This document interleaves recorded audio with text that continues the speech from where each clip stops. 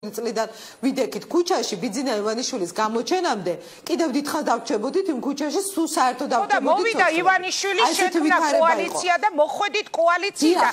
დღეს რატომ არუწევთ ბარიერს სხვა პარტიებს? რატომ არ გამარჯვება? ეს არის ძალიან სამართლიანი. კი, მაგრამ შანს რატომ არ უტოვებთ, რომ ქუჩაში კი არ გამოვიდეს ოპოზიცია, ეკა 2030-ში, 2019-ში, არამედ კოალიციით ან ბლოკით წარდგეს, ან საარჩევნო ბარიერი რომ დაუჭიოთ. კი, მესმის ამ კითხვის ლოგიკამ, უბრალოდ ხედვა არის ესეთი, რომ პოლიტიკური პროცესი და არსებული რეფორმა ხელს უნდა უწყობდეს პოლიტიკური პარტიების გაძლიერებას და გამსხვილებას.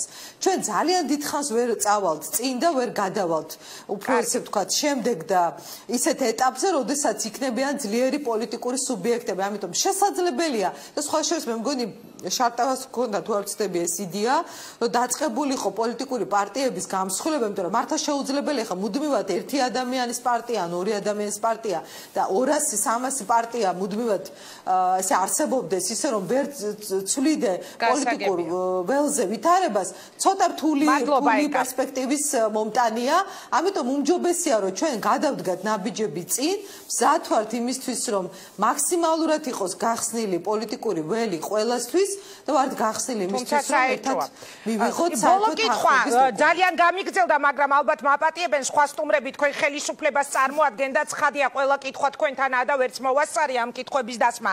მართლა 2030 წლამდე გონიათ რომ იქნებით, ან აპირებთ რომ იყოთ ხელისუფლებაში?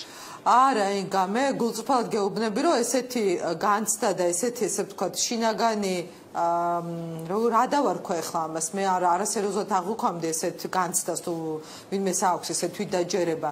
ჩვენ ვიქნებით იქამდე ხელისუფლებაში, ვიდრე ამას გადაწყვეტს ჩვენი მოსახლეობა. და ჩვენი ინტერაქტივი გარანტირებული იქნება